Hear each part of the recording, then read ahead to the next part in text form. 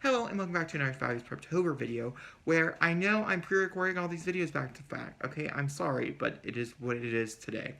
I have a busy week and I have a busy weekend, so I don't really have time, and I'm doing it right before I have to go to work the next day.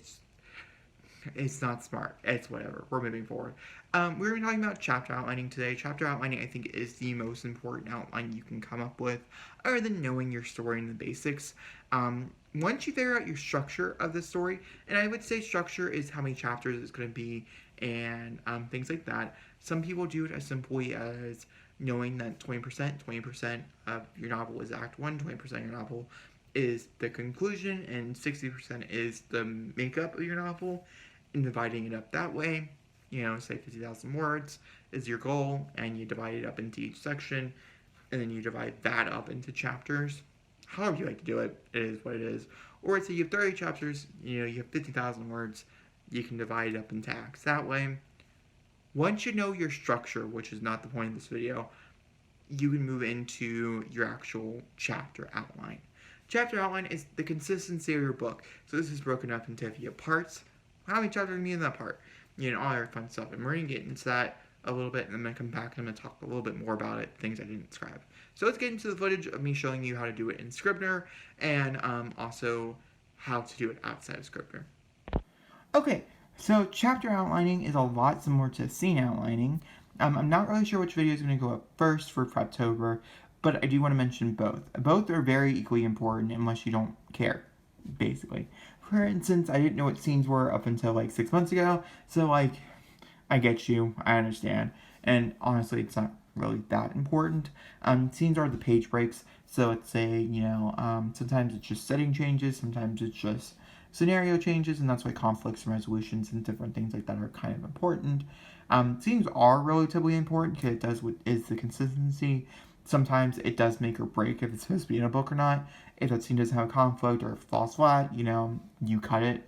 And so I think, oh, what is this? Oh, I did not know that if I had two projects open, that's how that works. Okay, we're in new things about, Scrivener every day.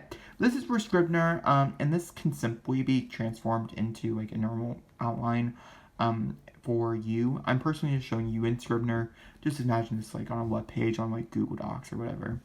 So this is my story. My story starts out with an article, and then it goes into part 1, and then it goes into chapters.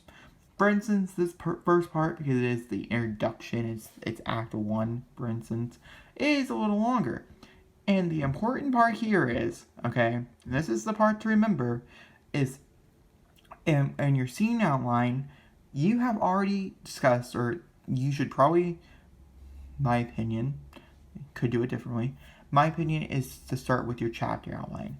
So your chapter outline is, I'm not completely done with my chapter outline, but for instance, this first chapter, introduction to the main character, his life, kind of info dumpy. That's okay for a first draft. Finishing the school week, work-life friends, inciting incident happens here. The journeys to Silver Springs, motel picking and sporting, and carjacking and running away. These are simply just little synopsises. And these synopses, by the way, will go, I'll show you once again, in Scrivener. In case you don't have Scrivener, it doesn't matter. This is much more of a Scrivener thing, so it's going back and forth. We'll go, actually, it's a bad way of showing that. We'll go here. So mine's broken up in parts. Yours could be a full entire manuscript. It just matters how you break yours up. But it's broken up into parts. So part 1. And it will actually go here into the synopsis. And so I'll take all those synopses and I'll take them here.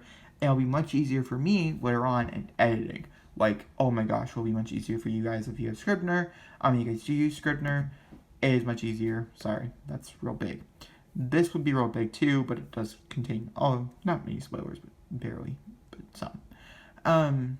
And then, like I said, retracting back to that scene outline, for these scenes, the what's going on category, this category right here, is what is going to make up the rest of your chapter outline. So once you already figure out what's going to happen in that chapter, now you can start diving into the scenes. And some people like to figure out the scenes first and then figure out what's going, the main ideas of that chapter. I'm backwards or I'm frontwards, whichever way you like to do it.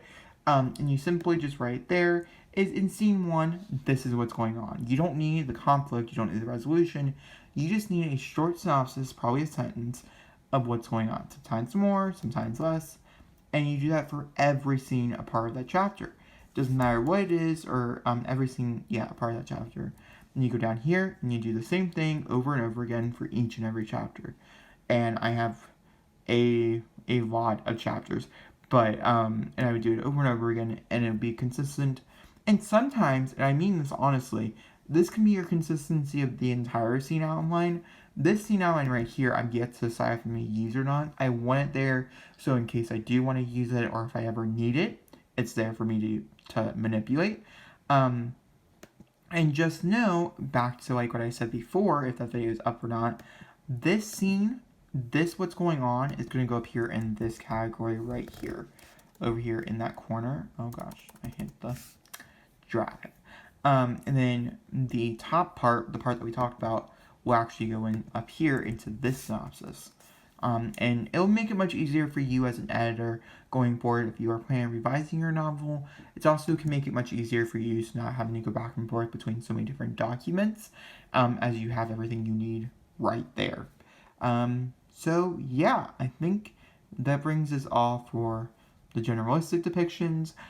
For instance, like I said, just picture this in like a Google Drive and ignore everything else I showed you with Scrivener, and you would just simply work it through article or however it's done, part 1, maybe prologue, and then chapter 1, draw all the chapters, and I've broken mine up into specific things. But yeah, so let's jump back to me.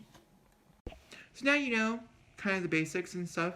Let me go about some things that I think are relatively important for you to know when you're chapter outlining. So some of those things are what I mentioned before. Also some really cool tips that you could probably try to figure out.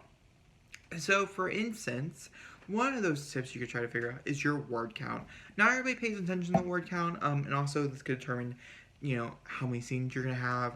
For instance, most of my novel could consist of 1 scene per chapter, and so what's the point of scene outlining when I'm only going to have 1 scene per chapter?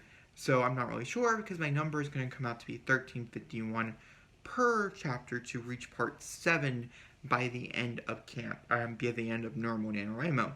And that's excluding the articles and extra things I have to write for the book.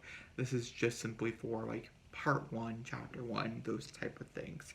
And it's going to be a basic goal between 1351 and 2,000 words, so I do give myself kind of the range, but I figured that out by doing, like, math.